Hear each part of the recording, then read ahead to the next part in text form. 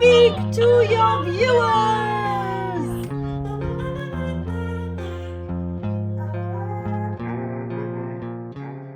When you speak directly to your audience, you're not just conveying information, you're forging a genuine connection.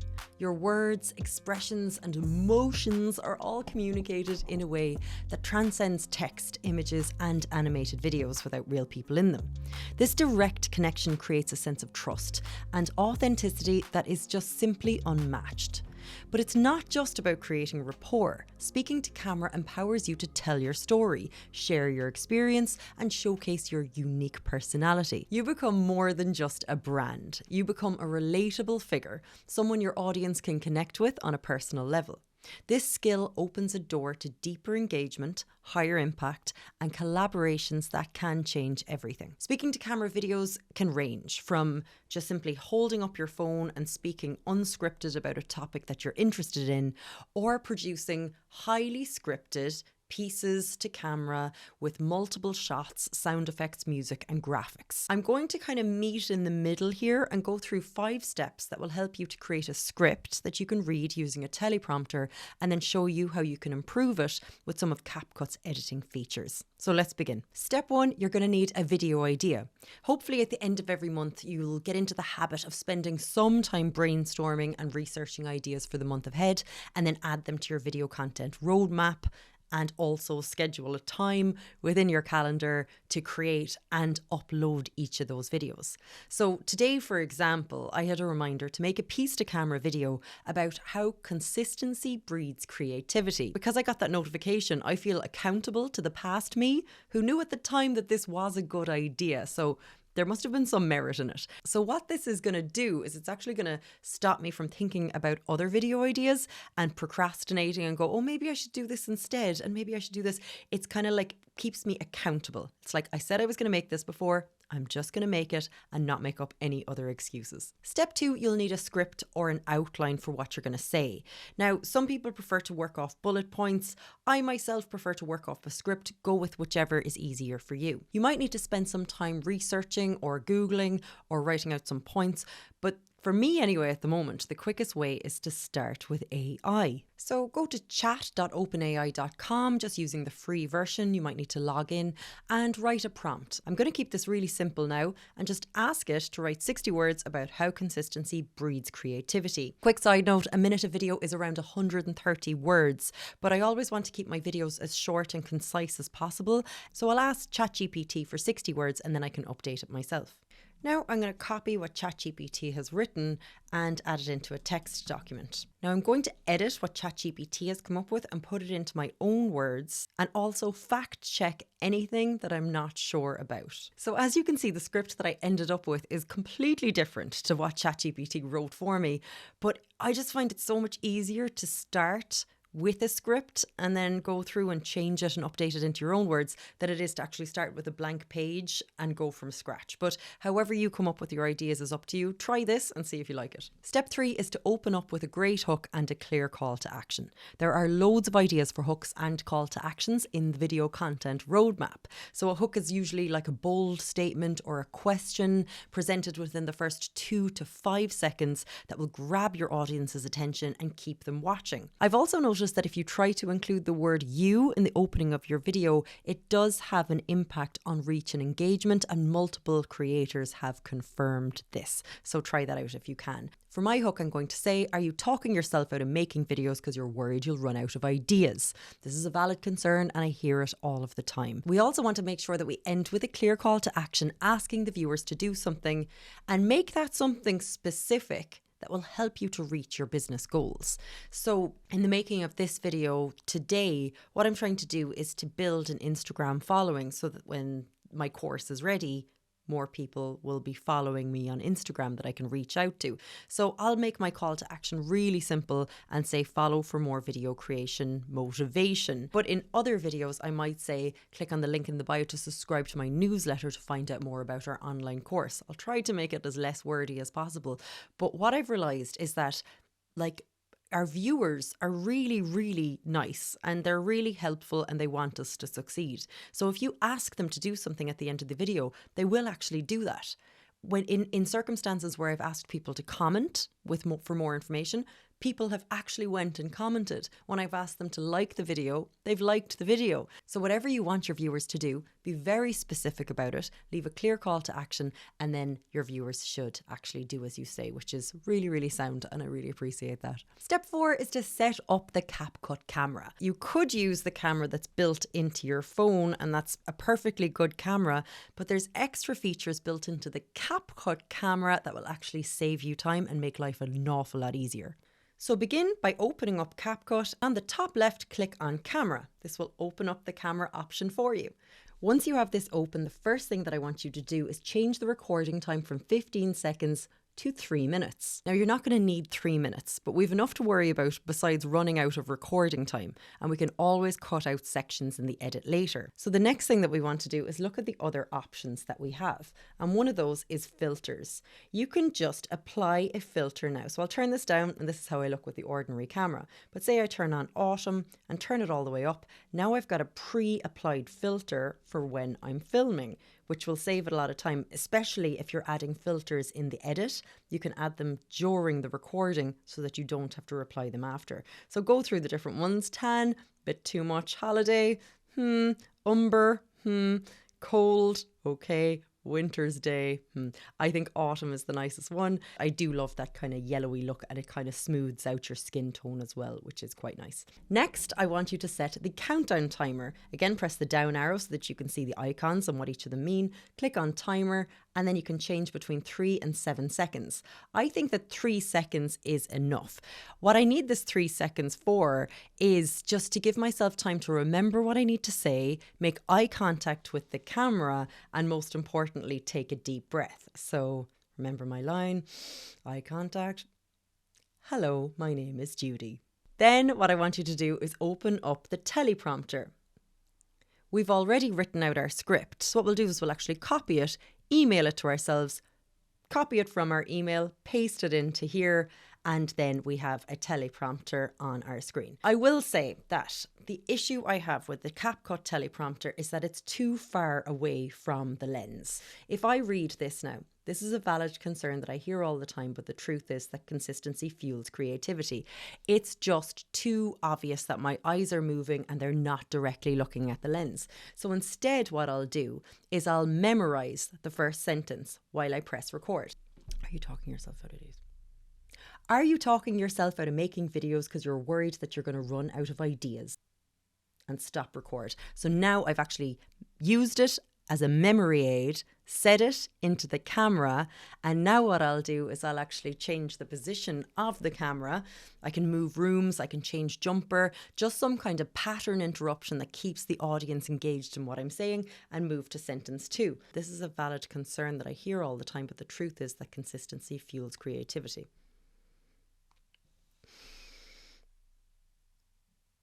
This is a valid concern that I hear all the time, but the truth is that consistency fuels creativity. Okay, so there's an example now of discarded takes. So this is another reason that I love CapCut. So we have the filters, we have the teleprompter, but I made a mistake in that cut.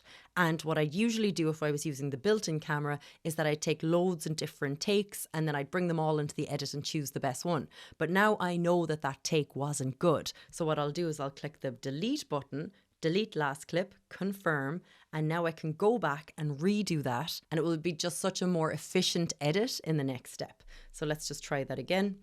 This is a valid concern that I hear all the time, but the truth is that consistency fuels creativity.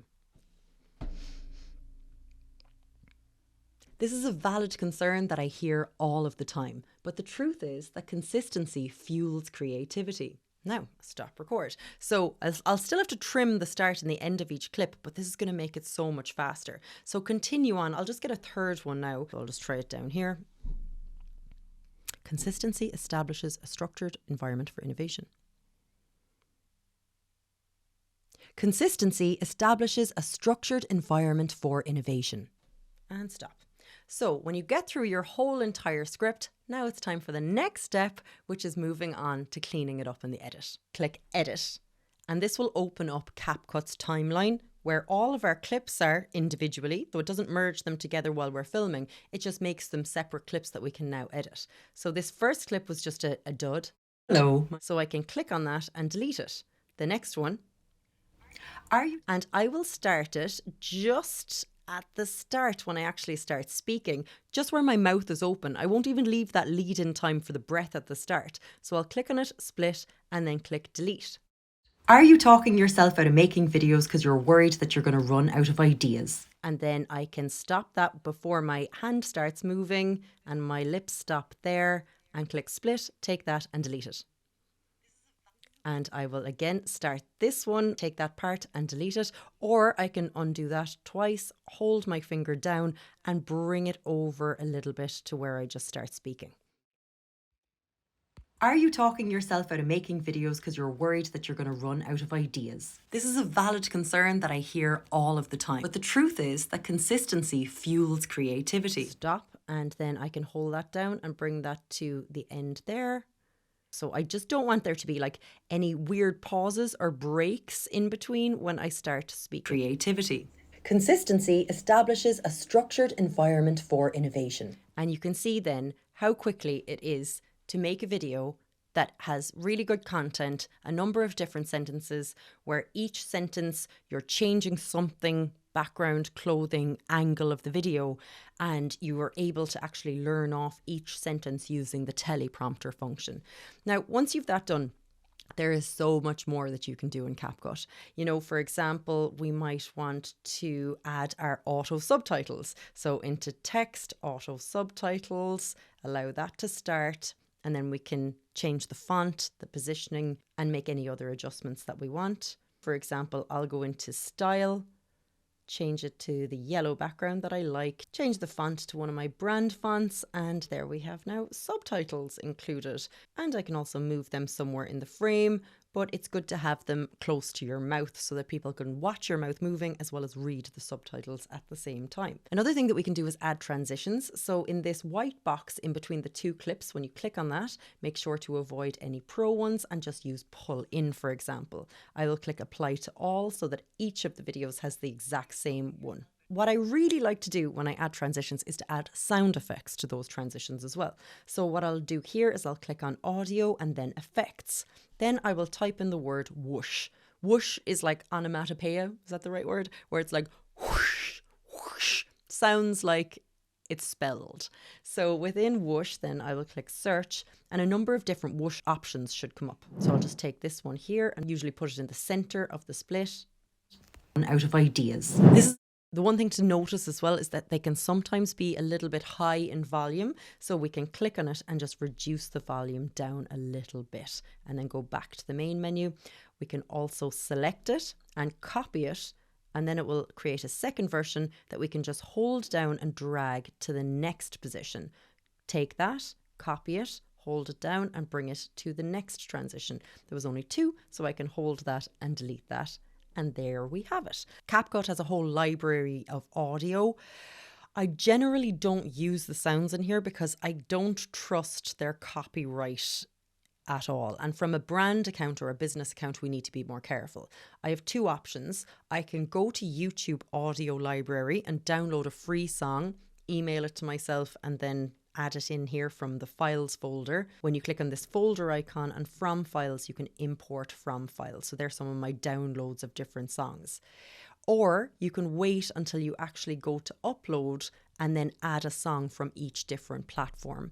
I kind of prefer this because then you can borrow from trending sounds on Instagram and TikTok, and that can sometimes help to boost your video's impact as well. Now, we're still only really scratching the surface of CapCut. As you can see, there are so many options within this bottom bar. And what I'd say is that every time you go into CapCut, just click on a new option and look at the different things that you can do in there. So for example, let me just go into edit here now, and there's different things that I can do, like adjust the speed of a clip. Cutout will allow me to actually remove the background, and then I can put in a different background in there, or I can leave it as black. Don't forget the undo button, our very best friend. Overlay is how you add clips over when you're speaking. So for example, I'm speaking here, but then say I want to add a clip of something else. So I can click add overlay, take just a quick clip of something else, and then I can make that bigger by pinching it up to make it fill the frame. And as you can see here now, worried that you're going to run out of ideas. This is a valid concern that so I'm still there underneath it speaking, but I've added in a new video over it. CapCut has recognized that the subtitles still need to be there because it's so intuitive. So this is a great way if you just want to do a piece to camera, but add in different images or video, use the overlay function. The only thing is that when you add in a different video clip and there's audio attached to it, you're probably going to hear the sound attached to that clip as well. So click into volume, turn that down, and do that to any of the other overlaid clips that you have in there too.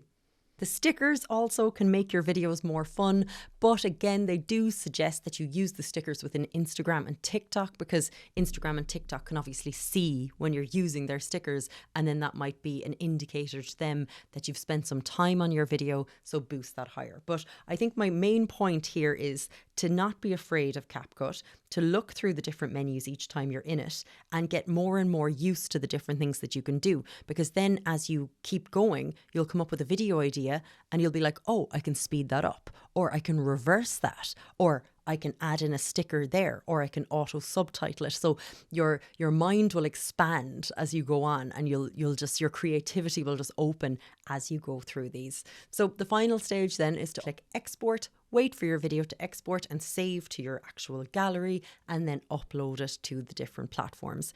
Again, do not underestimate how much time that goes into uploading, especially if you're uploading to multiple platforms and adding music and stickers and things in each one.